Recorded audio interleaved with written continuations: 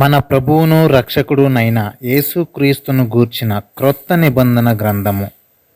మత్తయి సువార్త 17వ అధ్యాయము నుండి 24వ అధ్యాయము వరకు. మత్తయి సువార్త 17వ అధ్యాయము.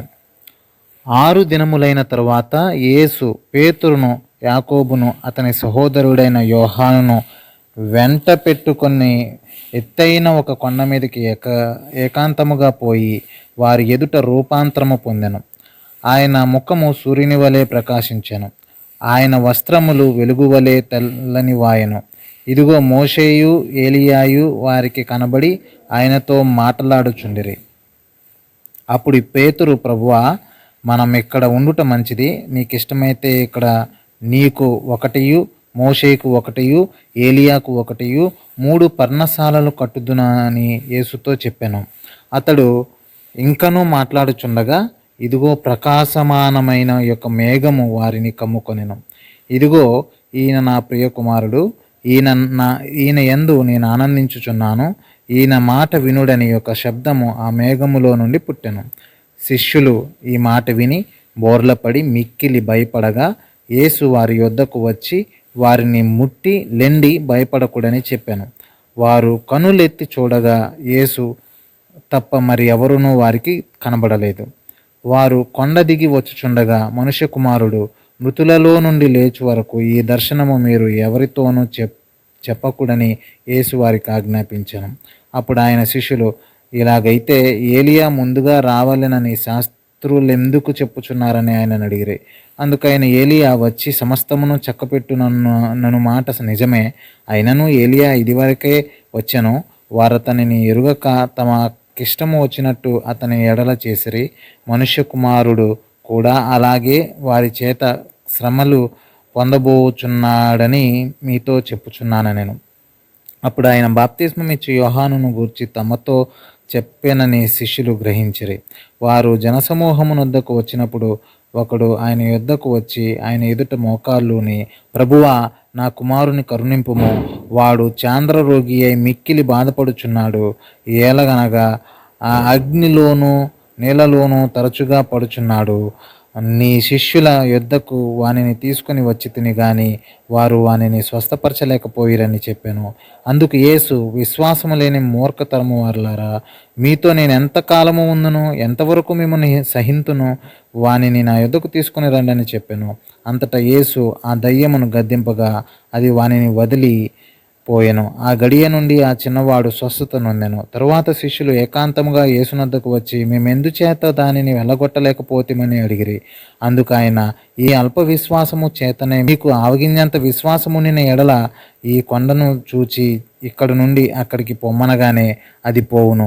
మీకు అసాధ్యమైనది ఏదియూ నుండదని నిశ్చయముగా మీతో చెప్పుచున్నానని వారితో అనెను. వారు గలిలయలో సంచరించుచుండగా యేసు, మనుష్య కుమారుడు మనుషుల చేతికి అప్పగింపబడబోచున్నాడు, వారు ఆయనను చంపుదురు, 3వ దినమున ఆయన లేచునని వారితో చెప్పగా వారు బహుగా దుఃఖపడిరి. వారు కపెర్నహూమునకు వచ్చినప్పుడు 60 షెకేలు అను పన్ను వసూలు చేయువారు పేతురునొద్దకు వచ్చి, మీ బోధకుడు ఈ 60 షెకేలు చెల్లింపడా అని ఎడుగగా చెల్లించుననెను. అతడు ఇంటిలోనికి వచ్చి మాటలాడక మునిపే యేసు ఆ సంగతి ఎత్తి, సీమోనా, నీకేమి తోచుచున్నది? భూరాజులు సుంకమును పన్నును ఎవరి యొద్ద వసూలు చేయుదురు, కుమారుల యొద్దనా అన్యుల యొద్దనా అని అడిగాను. అతడు అన్యుల యొద్దనే అని చెప్పగా యేసు, అలాగైతే కుమారులు స్వతంత్రులే, అయినను మనము వారికి అభ్యంతరము కలుగజేయకుండునట్లు నీవు సముద్రమునకు పోయి గాలము వేసి మొదట పైకి వచ్చు చేపను పట్టుకొని దాని నోరు తెరిచిన ఎడల 1 షెకేలు దొరుకును. దానిని తీసుకొని నా కొరకును నీ కొరకును వారికిమ్మని అతనితో చెప్పాను. మత్తయి సువార్త 18వ అధ్యాయము. ఆ కాలమున శిష్యులు యేసునద్దకు వచ్చి, పరలోక రాజ్యములో ఎవడు గొప్పవాడని అడుగగా ఆయన యొక్క చిన్న బిడ్డను అతని యొద్దకు పిలిచి వారి మధ్యను నిలువబెట్టి ఇట్లనెను, మీరు మారు మనసు నొంది బిడ్డల వంటి వారైతేనే గాని పరలోక రాజ్యములో ప్రవేశింపరని మీతో నిశ్చయముగా చెప్పుచున్నాను. కాగా ఈ బిడ్డ వలె తన్ను తాను తగ్గించుకుని వాడెవడో వాడే పరలోక రాజ్యములో గొప్పవాడు. మరియు ఇలాంటి యొక్క బిడ్డను నా పేరిట చేర్చుకొనువాడు నన్ను చేర్చుకొనును. నా యందు విశ్వాసముంచు ఈ చిన్నవారిలో ఒకనిని అభ్యంతరపరచు వాడెవడో వాడు మెడకు పెద్ద తిరుగటి రాయి కట్టబడిన వాడై మిక్కిలి లోతైన సముద్రములో ముంచి వేయబడుట వానికి మేలు. అభ్యంతరముల వలన లోకమునకు శ్రమ. అభ్యంతరములు రాక తప్పవు గాని ఎవని వలన అభ్యంతరము వచ్చునో ఆ మనుషునికి శ్రమ. కాగా నీ చెయ్యి అయినను నీ పాదమైనను నేను అభ్యంతరపరిచిన ఎడల దానిని నరికి నీ యొద్ద నుండి పారవేయము.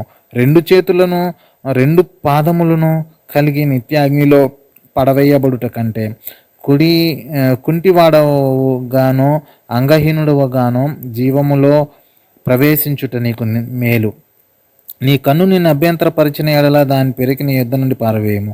2 కన్నులు కలిగి అగ్నిగల నరకములో పడవేయబడుట కంటే 1 కన్ను కలిగి జీవములో ప్రవేశించుట నీకు మేలు. ఈ చిన్నవారిలో ఒకనినైనను తృణీకరింపకుండా చూచుకొనుడి.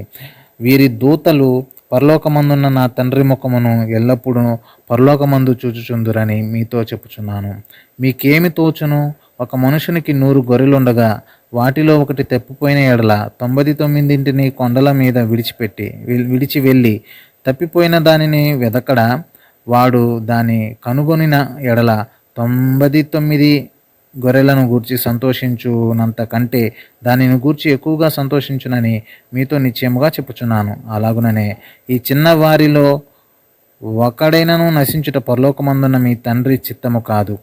మరియు నీ సహోదరుడు నీ ఎడల తప్పిదము చేసిన ఎడల నీవు పోయి నీవును అతడును ఒంటరిగానున్నప్పుడు అతనిని గద్దించుము. అతడు నీ మాట వినిన ఎడల నీ సహోదరుని సంపాదించుకుంటివి. అతడు వినని ఎడల 2-3 సాక్షుల నోట ప్రతి మాట స్థిరపరచబడునట్లు నీవు ఒకరిద్దరిని వెంటబెట్టుకొని అతని యొద్దకు పొమ్ము. అతడు వారి మాటయు వినని ఎడల ఆ సంగతి సంఘమునకు తెలియజెప్పుము. అతడు సంఘపు మాటయు వినని ఎడల అతనిని నీకు అన్యునిగాను సుంకరిగాను ఎంచుకొనుము. భూమి మీద మీరు వేటిని బంధింతురో అవి పరలోకమందును బంధింపబడును. భూమి మీద మీరు వేటిని విప్పుదురో అవి పరలోకమందును విప్పబడునని మీతో నిశ్చయముగా చెప్పుచున్నాను. మరియు మీలో 2 తాము వేడుకొను దేనిని గూర్చి అయినను భూమి మీద ఏకీభవించిన ఎడల అది పరలోకమందున నా తండ్రి వలన వారికి దొరుకునని మీతో చెప్పుచున్నాను. ఏలయనగా 2-3 నా నామమును ఎక్కడ కూడి ఉందురో అక్కడ నేను వారి మధ్య ఉందునని చెప్పాను. ఆ సమయమున పేతురు ఆయన యొద్దకు వచ్చి, ప్రభువా, నా సహోదరుడు నా ఎడల తప్పిదము చేసిన ఎడల నేను ఎన్ని మార్లు అతన్ని క్షమింపవలెను? 7 మారుల మటుకు కా అని అడిగాను. అందుకు యేసు అతనితో ఇట్లా, నేను 7 మారుల మటుకే కాదు 70 ఏళ్ల మారుల మటుకని నీతో చెప్పుచున్నాను. కావున పరలోక రాజ్యము తన దాసుల యొద్ద లెక్క చూచుకొనగా గోరిన యొక్క రాజును పోలి ఉన్నది. అతడు లెక్క చూచుకొన మొదలుపెట్టినప్పుడు అతని 1000 తలాంతులు అచ్చియున్న ఒకడు అతని యొద్దకు తేబడెను. అప్పు తీర్చుటకు వాని యొద్ద ఏమీ లేనందున వాని యజమానుడు వాని భార్యను పిల్లలను వానికి కలిగినది యావత్తును అమ్మి అప్పు తీర్చవలెనని ఆజ్ఞాపించాను. కాబట్టి ఆ దాసుడు అతని ఎదుట సాగిలపడి మ్రొక్కి, నా ఎడల ఓర్చుకొనుము, నీకు అంతయు చెల్లింతునని చెప్పగా ఆ దాసుని యజమానుడు కనికరపడి వానిని విడిచిపెట్టి వాని అప్పు క్షమించెను. అయితే ఆ దాసుడు బయటకు వెళ్ళి తనకు 100 దేనారములు అచ్చియున్న తన తోడిదాసులలో ఒకనిని చూచి వాని గొంతు పట్టుకొని, నీవు అచ్చియున్నది చెల్లింపుమనెను. అందుకు వాని తోడిదాసుడు సాగిలపడి, నా ఎడల ఓర్చుకొనుము, నీకు చెల్లించదనని వానిని వేడుకొనెను. గాని వాడు ఒప్పుకొనక అచ్చియున్నది చెల్లించు వరకు వానిని చెరసాలలో వేయించెను. కాగా వాని తోడిదాసులు జరిగినది చూసి మిక్కిలి దుఃఖపడి వచ్చి జరిగినదంతయు తమ యజమానునికి వివరముగా తెలిపిరి. అప్పుడు వాని యజమానుడు వానిని పిలిపించి, చెడ్డదాసుడా, నీవు నన్ను వేడుకొంటివి కనుక నీ అప్పంతయు క్షమించితిని. నేను నిన్ను కరుణించిన ప్రకారము నీవును నీ తోడిదాసుని కరుణింపవలసి ఉండెను కదా అని వానితో చెప్పాను. అందుచేత వాని యజమానుడు కోపపడి తనకు అచ్చియున్నదంతయు చెల్లించు వరకు బాధపరచు వానిని అప్పగించెను. మీలో ప్రతివాడును తన సహోదరుని హృదయపూర్వకముగా క్షమింపని ఎడల నా పరలోకపు తండ్రియు ఆ ప్రకారమే మీ ఎడల చేయుననెను. మత్తయి సువార్త 19వ అధ్యాయము. యేసు ఈ మాటలు చెప్పి చాలించిన తర్వాత గలిలయ నుండి యొర్దాను అద్దరినున్న యూదయ ప్రాంతములకు వచ్చెను. బహుజన సమూహములు ఆయనను వెంబడింపగా ఆయన వారిని అక్కడ స్వస్థపరచెను. పరిసయ్యులు ఆయనను శోధింపవలెనని ఆయన యొద్దకు వచ్చి, ఏ హేతువు చేతనైనను పురుషుడు తన భార్యను విడనాడుట న్యాయమా అని అడుగగా, ఆయన సృజించిన వాడు ఆది నుండి వారిని పురుషునిగాను స్త్రీనిగాను సృజించిననియు, ఇందు నిమిత్తము పురుషుడు తల్లిదండ్రులను విడిచి తన భార్యను హత్తుకొనును, వారిద్దరును ఏకశరీరముగా ఉందురని చెప్పెననియు మీరు చదవలేదా? కాబట్టి వారికను ఇద్దరు కాక ఏకశరీరముగా ఉన్నారు గనుక దేవుడు జతపరిచిన వారిని మనుష్యుడు వేరుపరచకూడదని చెప్పాను. అందుకు వారు, అలాగైతే పరిత్యాగ పత్రికనిచ్చి ఆమెను విడనాడుమని మోషే ఎందుకు ఆజ్ఞాపించనని వారాయనను అడుగగా, ఆయన, మీ హృదయ కాఠిన్యమును బట్టి మీ భార్యలను విడనాడ మోషే సెలవిచ్చను కానీ ఆది నుండి అలాగూ జరగలేదు. మరి వ్యభిచారము నిమిత్తమే తప్ప తన భార్యను విడనాడి మరి ఒకతను పెళ్లి చేసుకుని వాడు వ్యభిచారము చేయుచున్నాడనియు, విడనాడబడిన దానిని పెళ్లి చేసుకొనువాడు వ్యభిచారము చేయుచున్నాడనియు మీతో చెప్పుచున్నానని వారితో ననెను. ఆయన శిష్యులు, భార్య భర్తలకుండు సంబంధం ఇట్టిదైతే పెళ్లి చేసుకొనుట యుక్తము కాదని ఆయనతో చెప్పిరి. అందుకు ఆయన, అనుగ్రహము నొందిన వారు తప్ప మరి ఎవరునూ ఈ మాటను అంగీకరింపనేరరు. తల్లి గర్భము నుండి నపుంసకులుగా పుట్టిన వారు గలరు, మనుష్యుల వలన నపుంసకులుగా చేయబడిన నపుంసకులను గలరు, పరలోక రాజ్యము నిమిత్తము తమ్మును తామే నపుంసకులుగా చేసుకుని నపుంసకులను గలరు. ఈ మాటను అంగీకరింపగలవాడు అంగీకరించునుగాక అని వారితో చెప్పాను. అప్పుడు ఆయన వారి మీద చేతులుంచి ప్రార్థన చేయవలెనని కొందరు చిన్నపిల్లలను ఆయన యొద్దకు తీసుకుని వచ్చిరి. ఆయన శిష్యులు తీసుకుని వచ్చిన వారిని గద్దింపగా, యేసు, చిన్నపిల్లలను ఆటంకపరచక వారిని నా యొద్దకు రానియుడి, పరలోక రాజ్యము ఇలాంటి వారిదని వారితో చెప్పి వారి మీద చేతులుంచి అక్కడి నుంచి లేచిపోయాను. ఇదిగో, ఒకడు ఆయన యొద్దకు వచ్చి, బోధకుడా, నిత్య జీవము పొందుటకు నేను ఏ మంచి కార్యము చేయవలెనని ఆయనను అడిగాను. అందుకు ఆయన, మంచి కార్యమును గూర్చి నన్నెందుకు అడుగుచున్నావు? మంచి వాడొక్కడే. నీవు జీవములో ప్రవేశింపగోరిన ఎడల ఆజ్ఞలను గైకొనమని చెప్పాను. అతడు, ఏ ఆజ్ఞలని ఆయనను అడుగగా, యేసు, నరహత్య చేయవద్దు, వ్యభిచరింపవద్దు, దొంగిలవద్దు, అబద్ధ సాక్ష్యము పలుకవద్దు, తల్లిదండ్రులను సన్మానింపము, నిన్ను వలె నీ పొరుగువానిని ప్రేమింపవలెను అనునవియే అని చెప్పాను. అందుకు ఆ యవనుడు, ఇవన్నీ అనుసరించుచునే ఉన్నాను, ఇకను నాకు కొదువ ఏమని ఆయనను అడిగాను. అందుకు యేసు, నీవు పరిపూర్ణుడా వగుటకు కోరిన ఎడల పోయి నీ ఆస్తిని అమ్మి బేదలకిమ్ము, అప్పుడు పరలోకమందు నీకు ధనము కలుగును, నీవు వచ్చి నన్ను వెంబడించుమని అతనితో చెప్పాను. అయితే ఆ యవనుడు మిగుల ఆస్తి గలవాడు గనుక ఆ మాట విని వ్యసనపడుచు వెళ్ళిపోయాను. యేసు తన శిష్యులను చూచి, ధనవంతుడు పరలోక రాజ్యంలో ప్రవేశించుట దుర్లభమని మీతో నిశ్చయముగా చెప్పుచున్నాను. ఇదిగాక ధనవంతుడు పరలోక రాజ్యములో ప్రవేశించుట కంటే సూది బెజ్జములో ఒంటె దూరుట సులభమని మీతో చెప్పుచున్నాను నేను. శిష్యులు ఈ మాట విని మిక్కిలి ఆశ్చర్యపడి, అలాగైతే ఎవడు రక్షణ పొందగలడని అడుగగా, యేసు వారిని చూచి, ఇది మనుషులకు అసాధ్యమే గాని దేవునికి సమస్తమును సాధ్యమని చెప్పాను. పేతురు, ఇదిగో, మేము సమస్తమును విడిచిపెట్టి నిన్ను వెంబడించితిమి గనుక మాకేమి దొరుకునని ఆయనను అడుగగా, యేసు వారితో ఇట్లనెను, ప్రపంచ పునరుత్థానమందు మనుష్య కుమారుడు తన మహిమగల సింహాసనము మీద ఆసీనుడై ఉన్నప్పుడు నన్ను వెంబడించిన మీరును 12 సింహాసనముల మీద ఆసీనులై ఇశ్రాయేలు 12 గోత్రముల వారికి తీర్పు తెచ్చుదురు. ఆ నామము నిమిత్తము అన్నదమ్ములనైనను, అక్క చెల్లెండ్రనైనను, తండ్రినైనను, తల్లినైనను, పిల్లలనైనను, భూములనైనను, ఇండ్లనైనను విడిచి పెట్టి ప్రతివాడును 100 రెట్లు పొందును. ఇదిగాక నిత్య జీవమును స్వతంత్రించుకొనును. మొదటివారు అనేకులు కడపటివారు మొదటివారగుదురు. మత్తయి సువార్త 20వ అధ్యాయము. ఎలాగనగా పరలోక రాజ్యము ఒక ఇంటి యజమానుని పోలియున్నది.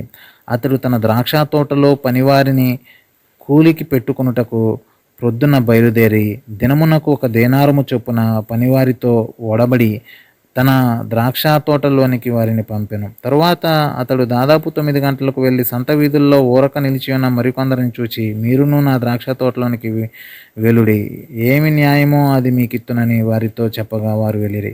దాదాపు 12 గంటలకు 3 గంటలకును అతడు మరలా వెళ్ళి అలాగే చేశాను. తిరిగి దాదాపు 5 గంటలకు వెళ్ళి మరికొందరు నిలిచి ఉండగా చూచి, ఇక్కడ దినమంతయు మీరు ఎందుకు ఊరకనే నిలిచి ఉన్నారని వారిని అడుగగా, వారు ఎవడునూ మమ్మను కూలికి పెట్టుకొనలేదనిరి. అందుకు అతడు, మీరును నా ద్రాక్ష తోటలోనికి వెళ్ళుడనెను.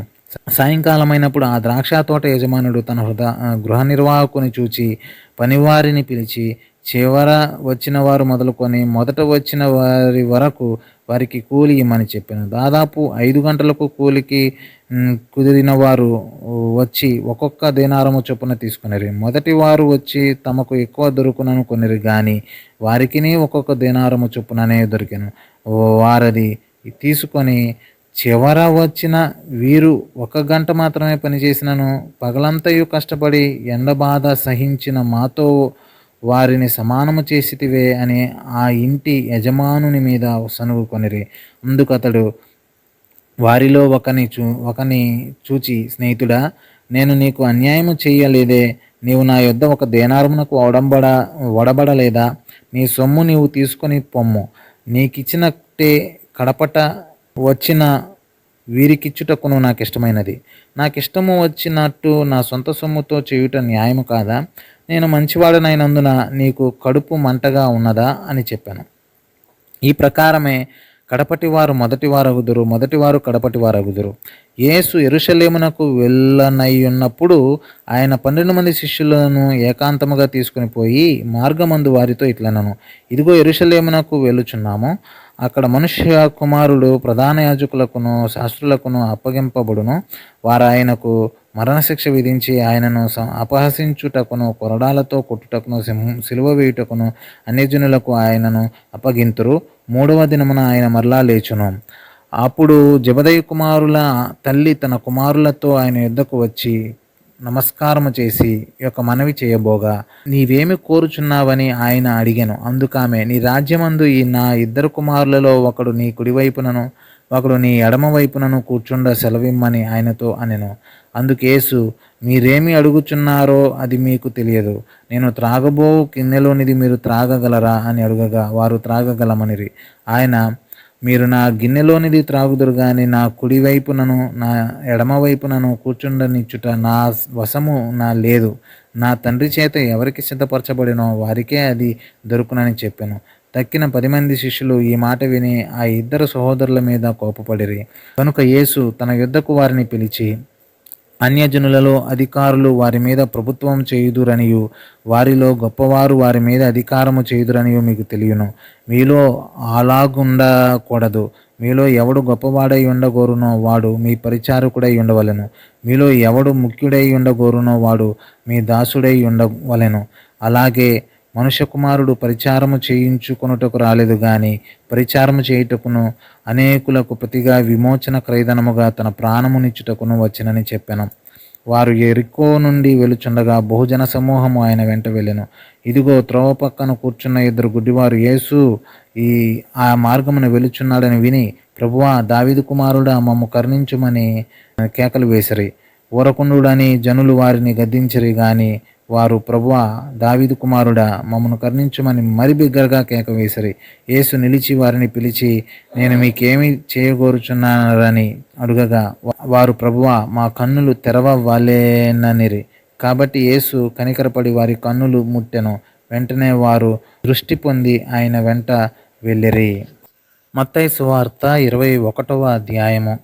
తరువాత యెరూషలేమునకు సమీపించి ఒలీవ చెట్ల కొండ దగ్గర ఉన్న బెత్సగేకు వచ్చినప్పుడు యేసు తన శిష్యులలో 2 చూచి, మీ ఎదుటనున్న గ్రామమునకు వెలుడి. వెళ్ళగానే కట్టబడి ఉన్న యొక్క గాడిదయు దానితోనున్న యొక్క గాడిద పిల్లయు మీకు కనబడును. వాటిని విప్పి నా యొద్దకు తోలుకొని రండి. ఎవడైనను మీతో ఏమైనను అనిన ఎడల అవి ప్రభువునకు కావలసి ఉన్నవని చెప్పవలెను. వెంటనే అతడు వాటిని తోలిపెట్టునని చెప్పి వారిని పంపెను. ప్రవక్త వలన చెప్పబడినది నెరవేరునట్లు ఇది జరిగెను. అదేమనగా, ఇదిగో నీ రాజు సాత్వికుడై గాడిదను, భారవాహక పశుపిల్ల అయిన చిన్న గాడిదను ఎక్కి నీ యొద్దకు వచ్చుచున్నాడని సీయోను కుమారితో చెప్పుడి అనున్నది. శిష్యులు వెళ్ళి యేసు తమకాజ్ఞాపించిన ప్రకారము చేసి ఆ గాడిదను దాని పిల్లలను తోలుకొని వచ్చి వాటి మీద తమ బట్టలు వేయగా ఆయన బట్టల మీద కూర్చుండెను. జనసమూహములోను అనేకులు తమ బట్టలు దారి పొడుగునా పరిచిరి. కొందరు చెట్ల కొమ్మలు నరికి దారి పొడుగునా పరిచిరి. జనసమూహములలో ఆయనకు ముందు వెళ్ళుచుండిన వారును వెనుక వెళ్ళుచుండిన వారును, దావీదు కుమారునికి జయము, ప్రభువు పేరట వచ్చువాడు స్తుతింపబడునుగాక, సర్వోన్నతమైన స్థలములలో జయము అని కేకలు వేయుచుండిరి. ఆయన యెరూషలేములోనికి వచ్చినప్పుడు పట్టణమంతయు ఈయన ఎవరో అని కలవరపడెను. జనసమూహము ఈయన గలిలయలోని నజరేతు వాడగు ప్రవక్త అయిన యేసు అని చెప్పిరి. యేసు దేవాలయంలో ప్రవేశించి క్రయ విక్రయములు చేయువారినందరినీ వెలగొట్టి రోకలు మార్చువారి బల్లలను గువ్వలమ్ము వారి పీఠములను పడద్రోసి, నా మందిరము ప్రార్థనా మందిరం అనబడును అని వ్రాయబడి ఉన్నది, అయితే మీరు దానిని దొంగల గృహగా చేసేడి వారనెను. గ్రుడ్డివారును కుంటివారును దేవాలయంలో ఆయన యుద్ధకు రాగా ఆయన వారిని స్వస్థపరచెను. కాగా ప్రధాన యాజకులను శాస్త్రులను ఆయన చేసిన వింతలను, దావీదు కుమారునికి జయము అని ఆ దేవాలయంలో కేకలు వేయుచున్న చిన్నపిల్లలను చూచి కోపముతో మండిపడి, వీరు చెప్పుచున్నది వినుచున్నావా అని ఆయనను అడిగిరి. అందుకు యేసు, వినుచున్నాను. బాలుర యొక్కయు చంటి పిల్లల యొక్కయు నోట స్తోత్రము సిద్ధింపజేసితివి అను మాట మీరు ఎక్కడునో చదవలేదా అని వారితో చెప్పి వారిని విడిచి పట్టణము నుండి బయలుదేరి బేతనీయకు వెళ్ళి అక్కడ బస చేశాను. ఉదయమందు పట్టణమునకు మరలా వెళ్ళుచుండగా ఆయన ఆకలిగొనెను. అప్పుడు త్రోవ పక్కన ఉన్న ఒక అంజూరపు చెట్టును చూచి దాని యొద్దకు రాగా దాని యందు ఆకులు తప్ప మరేమీయూ కనబడలేదు గనుక దానిని చూచి, ఇక మీదట ఎన్నటికి నీవు కాపు కాయకుందువుగాక అని చెప్పాను. తక్షణమే ఆ అంజురపు చెట్టు ఎండిపోయాను. శిష్యులది చూచి ఆశ్చర్యపడి, అంజురపు చెట్టు ఎంత త్వరగా ఎండిపోయినని చెప్పుకొనిరి. అందుకు యేసు, మీరు విశ్వాసము కలిగి సందేహింపకుండిన ఎడల ఈ అంజురపు చెట్టుకు జరిగిన దానిని చేయుట మాత్రము కాదు, ఈ కొండను చూచి నీవు ఎత్తబడి సముద్రములో పడవేయుదువు కాక అని చెప్పిన ఎడల అలాగు జరుగునని మీతో నిశ్చయముగా చెప్పుచున్నాను. మరియు మీరు ప్రార్థన చేయనప్పుడు వేటిని అడుగుదురో అవి దొరికినవని నమ్మిన ఎడల మీరు వాటినన్నిటినీ పొందుదురని వారితో చెప్పాను. ఆయన దేవాలయంలోనికి వచ్చి బోధించుచుండగా ప్రధాన యాజకులు ప్రజల పెద్దలను ఆయన యొద్దకు వచ్చి, ఏ అధికారము వలన నీవు ఈ కార్యములు చేయుచున్నావు? ఈ అధికారం ఎవడు నీకిచ్చెనని అడుగగా యేసు, నేనును మిమ్మునొక మాట అడుగుదును, అది మీరు నాతో చెప్పిన ఎడల నేనును ఏ అధికారము వలన ఈ కార్యములు చేయుచున్నానో అది మీతో చెప్పుదును. యోహాను ఇచ్చిన బాప్తిస్మం ఎక్కడి నుండి కలిగినది? పరలోకము నుండి కలిగినదా, మనుషుల నుండి కలిగినదా అని వారిని అడిగాను. వారు, మనము పరలోకము నుండి అని చెప్పితిమా? ఆయన, అలాగైతే మీరు ఎందుకు అతన్ని నమ్మలేదని మనల నడుగును. మనుష్యుల వలనని చెప్పితిమా? జనులకు భయపడుచున్నాము, అందరూ యోహానును ప్రవక్త అని ఎంచుచున్నారని తమలో తాము ఆలోచించుకొని మాకు తెలియదని యేసునకు ఉత్తరం ఇచ్చరి. అందుకు ఆయన, ఏ అధికారము వలన ఈ కార్యములు నేను చేయుచున్నానో అదియు మీతో చెప్పను. మీకేమి తోచుచున్నది? ఒక మనుషునికి 2 కుమారులుండిరి. ఒకడు మొదటివాని యొద్దకు వచ్చి, కుమారుడా, నేడు పోయి ద్రాక్షతోటలో పని చేయమని చెప్పగా వాడు పోను అని ఉత్తరమిచ్చెను. గాని పిమ్మట మనసు మార్చుకొని పోయాను. అతడు రెండవ వాని యొద్దకు వచ్చి ఆ ప్రకారమే చెప్పగా వాడు, అయ్యా, పోదుననెను గాని పోలేదు. ఈ ఇద్దరిలో ఎవడు తండ్రి ఇష్టప్రకారం చేసిన వాడని వారిని అడిగాను. అందుకు వారు, మొదటివాడే అనిరి. యేసు, సుంకరులును వేశ్యలును మీకంటే ముందుగా దేవుని రాజ్యములో ప్రవేశించుదురని మీతో నిశ్చయముగా చెప్పుచున్నాను. యోహాను నీతి మార్గమున మీ వద్దకు వచ్చెను, మీరు అతనిని నమ్మలేదు. అయితే సుంకరులను వేశ్యలును అతనిని నమ్మిరి. మీరు అది చూచియు అతనిని నమ్మునట్లుగా పశ్చాత్తాపడకపోతిరి. మరి ఒక ఉపమానము వినుడి. ఇంటి యజమానుడు ఒకడుండెను. అతడు ద్రాక్ష తోట నాటించి దాని చుట్టూ కంచె వేయించి అందులో ద్రాక్షాల తొట్టి తొలిపించి గోపురము కట్టించి కాపులకు దాని గుత్తకిచ్చి దేశాంతరము పోయెను. పండ్ల కాలము సమీపించినప్పుడు పండ్లలో తన భాగము తీసుకొని వచ్చుటకు ఆ కాపుల యొద్దకు తన దాసులనంపగా ఆ కాపులు అతని దాసులను పట్టుకొని ఒకని కొట్టిరి, ఒకని చంపిరి, మరి ఒకని మీద రాళ్ళు రువ్వి మరలా అతడు మునుపటి కంటే ఎక్కువ మందిని ఇతర దాసులను పంపగా వారు వీరిని ఆ ప్రకారమే చేసిరి. తుదకు నా కుమారుని సన్మానించెదరనుకొని తన కుమారుని వారి యొద్దకు పంపెను. అయినను ఆ కాపులు కుమారుని చూచి ఇతడు వారసుడు, ఇతనిని చంపి ఇతని స్వాస్యము తీసుకొందము రెండని తమలో తాము చెప్పుకొని అతని పట్టుకొని ద్రాక్ష తోట వెలుపట పడవేసి చంపిరి. కాబట్టి ఆ ద్రాక్ష తోట యజమానుడు వచ్చినప్పుడు ఆ కాపులనేమి చేయుననెను. అందుకు వారు ఆ దుర్మార్గులను కఠినముగా సంహరించి వాటి వాటి కాలముల యందు తనకు పండ్లను చెల్లించునట్టి ఇతర కాపులకు ఆ ద్రాక్ష తోట గుత్తకిచ్చునని ఆయనతో చెప్పారు. మరియు యేసు వారిని చూచి, ఇల్లు కట్టువారు నిషేధించిన రాయి మూలకు తలరాయి ఆయను, ఇది ప్రభువు వలనే కలిగెను, ఇది మన కన్నులకు ఆశ్చర్యము అను మాట మీరు లేఖనములలో ఎన్నడూనూ చదవలేదా? కాబట్టి దేవుని రాజ్యము మీ యొద్ద నుండి తొలగింపబడి దాని ఫలమిచ్చు జనులకియ్యబడునని మీతో చెప్పుచున్నాను. మరియు ఈ రాతి మీద పడువాడు తునకలైపోవును గాని అది ఎవని మీద పడునో వానిని నలిచివేయుననెను. ప్రధాన యాజకులను పరిసయ్యులను ఆయన చెప్పిన ఉపమానములను విని తమ్మును గూర్చియే చెప్పెనని గ్రహించి ఆయనను పట్టుకొన సమయము చూచుచుండిరి. గాని జనులందరూ ఆయనను ప్రవక్తయని ఎంచిరి గనుక వారికి భయపడిరి. మత్తయి సువార్త 22వ అధ్యాయము.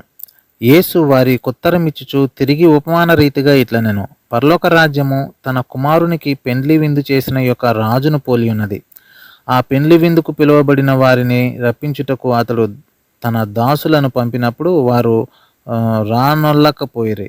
కాగా అతడు, ఇదిగో నా విందు సిద్ధపరచి ఉన్నాను, ఎద్దులను క్రొవ్విన పశువులను వధింపబడినవి అంతయు సిద్ధముగా ఉన్నవి, పెండ్లి విందుకు రండని పిలువబడిన వారితో చెప్పుడని వేరే దాసులను పంపిన గాని వారు లక్ష్యము చేయక ఒకడు తన పొలమునకును మరి ఒకడు తన వర్తకమునకును వెళ్ళిరి. తక్కిన వారు అతని దాసులను పట్టుకుని అవమానపరిచి చంపిరి. కాబట్టి రాజు కోపపడి తన దండ్లను పంపి ఆ నరహంతకులను సంహరించి వారి పట్టణము తగులబెట్టించెను. అప్పుడు అతడు, పెండ్లి విందు సిద్ధముగా ఉన్నది కానీ పిలువబడిన వారు పాత్రులు కారు, గనుక రాజమార్గములకు పోయి మీకు కనబడు వారినందరినీ పెండ్లి విందుకు పిలువుడని తన దాసులతో చెప్పాను. ఆ దాసులు రాజమార్గములకు పోయి చెడ్డవారినేమి మంచివారినేమి తమకు కనబడిన వారినందరినీ పోగు చేసి గనుక విందుకు వచ్చిన వారితో ఆ పెండ్లిశాల నిండెను. రాజు కూర్చున్న వారిని చూడ లోపలికి వచ్చి అక్కడ పెండ్లి వస్త్రము ధరించుకొనని ఒకని చూచి, స్నేహితుడా, పెండ్లి వస్త్రము లేక ఇక్కడికి ఎలాగూ వచ్చితివని అడుగగా వాడు మౌని అయి ఉండెను. అంతటా రాజు, వీని కాళ్ళు చేతులు కట్టి వెలుపటి చీకటిలోనికి త్రోసివేయుడి, అక్కడ ఏడుపును పండ్లు కొరుకుటయు ఉండునని పరిచారకులతో చెప్పాను. కాగా పిలువబడిన వారు అనేకులు, ఏర్పరచబడిన వారు కొందరే అని చెప్పాను. అప్పుడు పరిసయ్యులు వెళ్ళి మాటలలో ఆయనను చిక్కుపరచవలెనని ఆలోచన చేయుచు, బోధకుడా, నీవు సత్యవంతుడవై ఉండి దేవుని మార్గము సత్యంగా బోధించుచున్నావనియు నీవు ఎవనిని లక్ష్య పెట్టవనియు మోమాటము లేనివాడవనియు ఎరుగుదుము. నీకేమి తోచుచున్నది? కైసరుకు పన్నిచ్చుట న్యాయమా కాదా? మాతో చెప్పుమని అడుగుటకు హెరోదీయులతో కూడా తమ శిష్యులను ఆయన యొద్దకు పంపిరి. యేసు వారి చెడుతనం మెరిగి, వేషధారులారా, నన్నెందుకు శోధించుచున్నారు? పన్ను రోక ఒకటి నాకు చూపుడని వారితో చెప్పగా వారు ఆయన యొద్దకు ఒక దేనారము తెచ్చిరి. అప్పుడు ఆయన, ఈ రూపమును పైవ్రాతయు ఎవరివని వారిని అడుగగా వారు కైసరు వనిరి. అందుకైన, అలాగైతే కైసరువి కైసరునకును దేవునివి దేవునికిని చెల్లించుడని వారితో చెప్పాను. వారి మాట విని ఆశ్చర్యపడి ఆయనను విడిచి వెళ్ళిపోయిరి. పునరుత్థానము లేదని చెప్పేడి సద్దుకాయులు ఆ దినమున ఆయన యొద్దకు వచ్చి, బోధకుడా, ఒకడు పిల్లలు లేక చనిపోయిన ఎడల అతని సహోదరుడు అతని భార్యను పెండ్లి చేసుకొని తన సహోదరునికి సంతానము కలుగజేయవలెనని మోషే చెప్పాను. మాలో 7 సహోదరులుండిరి. మొదటివాడు పెండ్లి చేసుకుని చనిపోయాను, అతని సంతానము లేనందున అతని సహోదరుడు అతని భార్యను తీసుకొనెను. రెండవ వాడు, మూడవ వాడును, ఏడవ వాని వరకు అందరూ అలాగే జరిగించి చనిపోయిరి. అందరి వెనుక ఆ స్త్రీయు చనిపోయెను. పునరుత్థానమందు ఈ ఏడుగురిలో ఆమె ఎవనికి భారీగా ఉండును?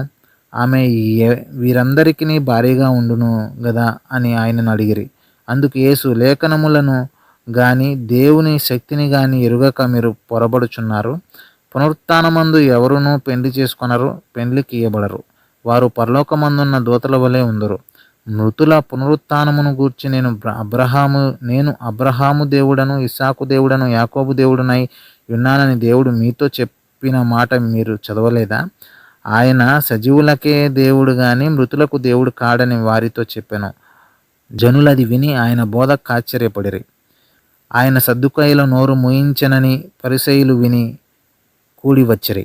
వారిలో ఒక ధర్మశాస్త్రోపదేశకుడు ఆయనను శోధించుచు, బోధకుడా, ధర్మశాస్త్రములో ముఖ్యమైన ఆజ్ఞ ఏదని అడిగాను. అందుకు ఆయన, నీ పూర్ణ హృదయముతోనూ, నీ పూర్ణాత్మతోనూ, నీ పూర్ణ మనస్సుతోనూ నీ దేవుడైన ప్రభువును ప్రేమింపవలెనన్నదియే. ఇది ముఖ్యమైనదియు మొదటిదియునైన ఆజ్ఞ. నిన్ను వలె నీ పొరుగువాని ప్రేమింపవలెనను రెండవ ఆజ్ఞయు దాని వంటిదే. ఈ రెండు ఆజ్ఞలు ధర్మశాస్త్రం అంతటికి ప్రవక్తలకును ఆధారమై ఉన్నవని అతనితో చెప్పాను. ఒకప్పుడు పరిసయ్యులు కూడి ఉండగా యేసు వారిని చూచి, క్రీస్తును గూర్చి మీకేమి తోచుచున్నది?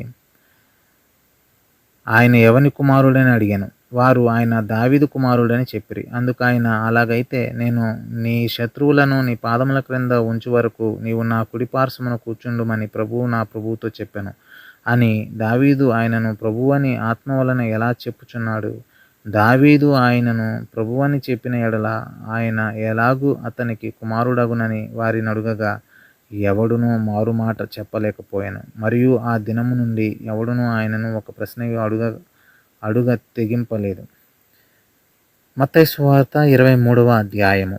అప్పుడు యేసు జనసమూహములతోనూ తన శిష్యులతోనూ ఇట్లనెను, శాస్త్రులను పరిసయ్యులను మోషే పీఠమందు కూర్చుండువారు గనుక వారు మీతో చెప్పు వాటన్నిటినీ అనుసరించి గైకొనుడి. అయినను వారి క్రియల చొప్పున చేయకుడి. వారు చెప్పుదురే గాని చెయ్యరు. మోయ శక్యము కాని భారమైన బరువులు కట్టి మనుషుల భుజముల మీద వారు పెట్టుదురే గాని తమ వ్రేలితోనైనను వాటిని కదిలింపనెల్లరు. మనుషులకు కనబడు నిమిత్తము తమ పనులన్నీ చేయుదురు. తమ రక్షరేకులు వెడల్పుగాను తమ చెంగులు పెద్దవిగాను చేయుదురు.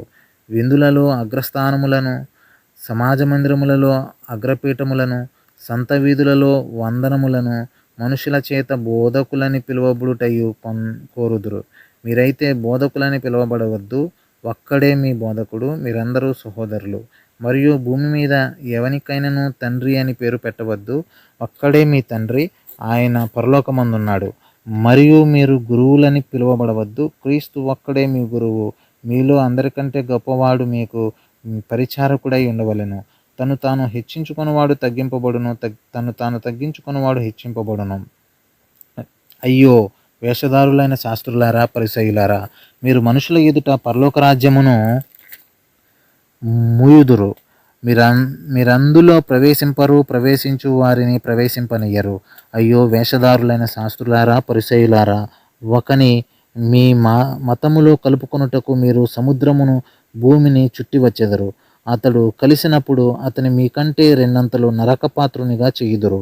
అయ్యో అందులైన మార్గదర్శకులారా, ఒకడు దేవాలయము తోడని ఒట్టు పెట్టుకుంటే అందులో ఏమీ లేదు గాని దేవాలయములోని బంగారము తోడని ఒట్టు పెట్టుకుంటే వాడు దానికి బద్ధుడని మీరు చెప్పుదురు. అవివేకులారా, అందులారా, ఏది గొప్పది? బంగారమా? బంగారమును పరిశుద్ధపరచు దేవాలయమా? మరియు బలిపీఠము తోడని ఒకడు ఒట్టు పెట్టుకుంటే అందులో ఏమీ లేదు గాని దానిపైనుండి అర్పణము తోడని ఒట్టు పెట్టుకుంటే దానికి బద్ధుడని మీరు చెప్పుదురు. అవివేకులారా, అందులారా, ఏది గొప్పది? అర్పణమా? అర్పణమును పరిశుద్ధపరచు బలిపీఠమా? బలిపీఠము తోడని ఒట్టు పెట్టుకుని వాడు దాని తోడనియు దాని పైనుండు వాటన్నిటి తోడనియు ఒట్టు పెట్టుకొనుచున్నాడు. మరియు దేవాలయము తోడని ఒట్టు పెట్టుకున్నవాడు దాని తోడనియు అందులో నివసించు వాని తోడనియు ఒట్టు పెట్టుకొనుచున్నాడు. మరియు ఆకాశము తోడని ఒట్టు పెట్టుకున్నవాడు దేవుని సింహాసనము తోడనియు దానిపైన కూర్చున్న వాని తోడని ఒట్టు పెట్టుకొనుచున్నాడు. అయ్యో వేషధారులైన శాస్త్రులారా, పరిసయ్యులారా, మీరు పుదీనాలోనూ సోపులోనూ జీలకర్రలోనూ 10వ వంతు చెల్లించి ధర్మశాస్త్రములో ప్రధానమైన విషయములను అనగా న్యాయమును, కనికరమును, విశ్వాసమును విడిచిపెట్టితిరి. వాటిని మానక వీటిని చేయవలసి ఉండెను. అందులైన మార్గదర్శకులారా, దోమ లేకుండునట్లు వడియగట్టి ఒంటెను మింగువారు మీరే.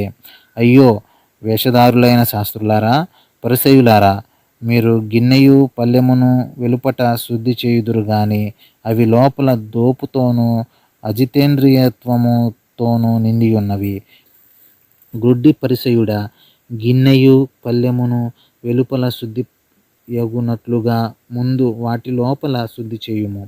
అయ్యో వేషధారులైన శాస్త్రులారా, పరిసయ్యులారా, మీరు సున్నము కొట్టిన సమాధులను పోలి ఉన్నారు. అవి వెలుపల శృంగారముగా అగపడును గాని లోపల చచ్చిన వారి ఎముకలతోనూ సమస్త కల్మషముతోనూ నిండి ఉన్నవి. అలాగే మీరు వెలుపల మనుషులకు నీతిమంతులుగా నాగబడుచున్నారు గాని లోపల వేషధారణతోనూ అక్రమముతోనూ నిండి ఉన్నారు.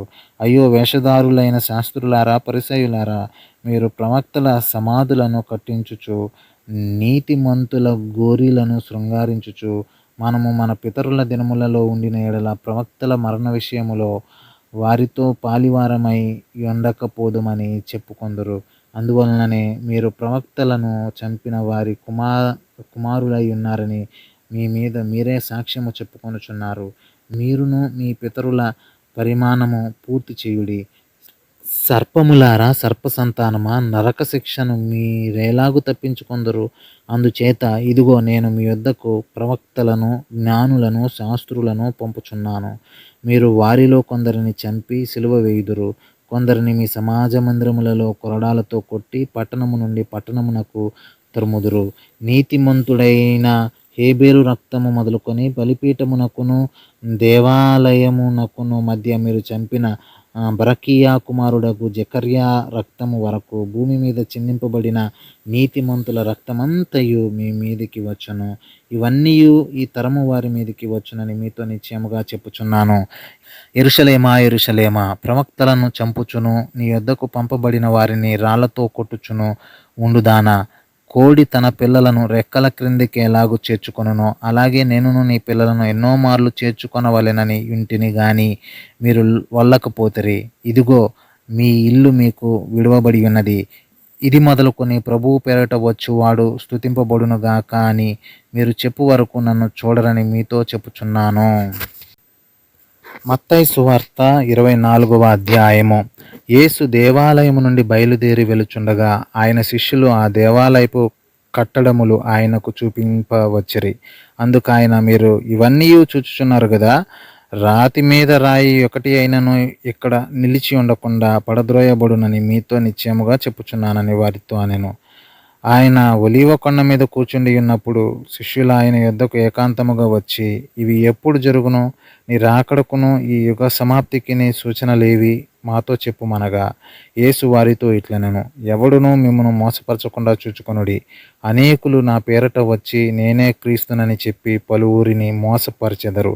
మరియు మీరు యుద్ధములను గూర్చియు యుద్ధ సమాచారములను గూర్చియు వినబోదురు. మీరు కలవరపడకుండా చూచుకొనుడి. ఇవి జరగవలసి ఉన్నవి గాని అంతము వెంటనే రాదు. జనము మీదికి జనమును, రాజ్యము మీదికి రాజ్యమును లేచును. అక్కడక్కడ కరువును, భూకంపములను కలుగును. ఇవన్నీ వేదనకు ప్రారంభము. అప్పుడు జనులు మిమ్మును శ్రమల పాలు చేసి చంపెదరు. మీరు నా నామము నిమిత్తము సకల జనుల చేత ద్వేషింపబడుదురు. అనేకులు అభ్యంతరపడి ఒకనినొకడు అప్పగించి ఒకనినొకడు ద్వేషింతురు. అనేకులైన అబద్ధ ప్రవక్తలు వచ్చి పలువురిని మోసపరచెదరు. అక్రమము విస్తరించుట చేత అనేకుల ప్రేమ చల్లారును. అంతము వరకు సహించిన వాడెవడో వాడే రక్షించబడును. మరియు ఈ రాజ్య సువార్త సకల జనులకు సాక్ష్యార్థమై లోకమందంతటను ప్రకటింపబడును. అటు తర్వాత అంతము వచ్చును. కాబట్టి ప్రవక్త అయిన దానియేలు ద్వారా చెప్పబడిన నాశనకరమైన హేయ వస్తువు పరిశుద్ధ స్థలమందు నిలుచుట మీరు చూడగానే చదువువాడు గ్రహించుగాక. యూదయాలో ఉండువారు కొండలకు పారిపోవలెను.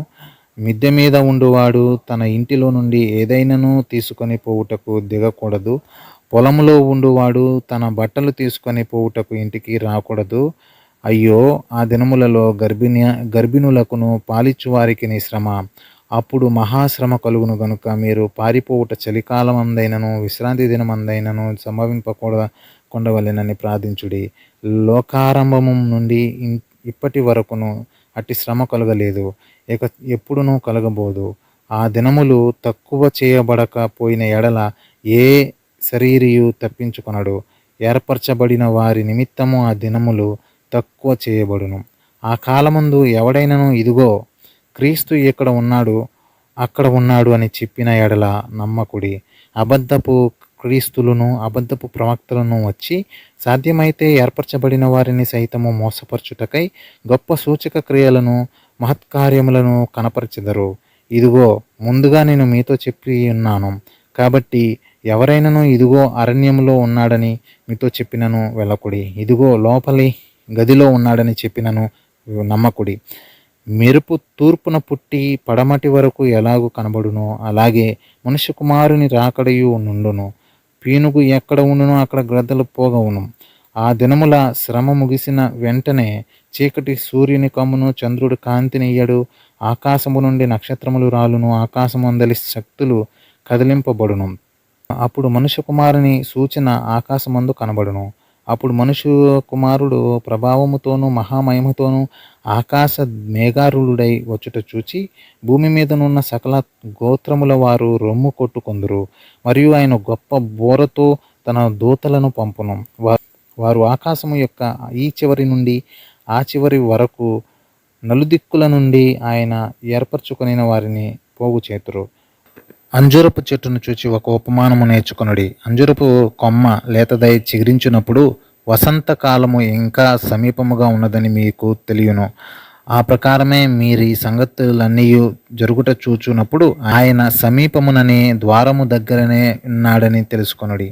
ఇవన్నీ జరుగు వరకు ఈ తరము గతింపదని నిశ్చయముగా మీతో చెప్పుచున్నాను. ఆకాశమును భూమియు గతించును గాని నా మాటలు ఏమాత్రమును గతింపవు. అయితే ఆ దినమును గూర్చియు ఆ గడియను గూర్చియు తండ్రి మాత్రమే ఎరుగును గాని ఏ మనుషుడైనను పరలోకమందలి దూతలైనను కుమారుడైనను ఎరుగరు. నోవాహు దినములు ఎలాగుండెనో మనుష్య కుమారుని రాకడయును అలాగే ఉండును. జలప్రలయమునకు ముందటి దినములలో నోవాహు ఓడలోనికి వెళ్ళిన దినమున వరకు వారు తినుచు త్రాగుచు పెండ్లి చేసుకొనుచు పెండ్లికిచ్చుచు నుండి జలప్రలయము వచ్చి అందరినీ కొట్టుకొని పోవు వరకు ఎరుగకపోయిరి. అలాగుననే మనుష్య కుమారుని రాకడ ఉండును. ఆ కాలమున ఇద్దరు పొలములో ఉందురు, ఒకడు తీసుకొని పోబడును, ఒకడు విడిచిపెట్టబడును. ఇద్దరు స్త్రీలు త్రుగలి విసురుచుందురు, ఒకతే తీసుకొని పోబడును, ఒకతే విడిచిపెట్టబడును. కావున ఏ దినమున మీ ప్రభు వచ్చునో మీకు తెలియదు గనుక మెలకువగా ఉండుడి. ఏ జామున దొంగ వచ్చునో ఇంటి యజమానునికి తెలిసి ఉండిన ఎడల అతడు మెలకువగా ఉండి తన ఇంటికి కన్నము వేయనీయడని మీరెరుగుదురు. మీరనుకొనని గడియలో మనుష్య కుమారుడు వచ్చును గనుకనే మీరును సిద్ధముగా ఉండుడి. యజమానుడు తన ఇంటి వారికి తగిన వేళ అన్నము పెట్టుటకు వారి పైన ఉంచిన నమ్మకమైన వాడును బుద్ధిమంతుడునైన దాసుడెవడు? యజమానుడు వచ్చినప్పుడు ఏ దాసుడు ఇలాగూ చేయుచుండుట అతడు కనుగొనునో ఆ దాసుడు ధన్యుడు. అతడు తన యావదాస్తి మీద వానిని నుంచునని మీతో నిశ్చయముగా చెప్పుచున్నాను. అయితే దుష్టుడైన యొక్క దాసుడు నా యజమానుడు ఆలస్యము చేయుచున్నాడని తన మనసులో అనుకుని తన తోడి దాసులను కొట్ట మొదలుపెట్టి తాగుబోతులతో తినుచు తాగుచూనుంటే ఆ దాసుడు కనిపెట్టని దినములోను వాడనుకొనని గడియలోను వాని యజమానుడు వచ్చి వానిని నరికించి వేషధారులతో కూడా వానికి పాలు నియమించును. అక్కడ ఏడ్పును పండ్లు కొరుకుటయును ఉండును. ఈ పరిశుద్ధ వాక్యము దేవుడు మన వినికిడిలో దీవించి ఆశీర్వదించునుగాక. ఆమెన్. అందరికీ వందనాలు.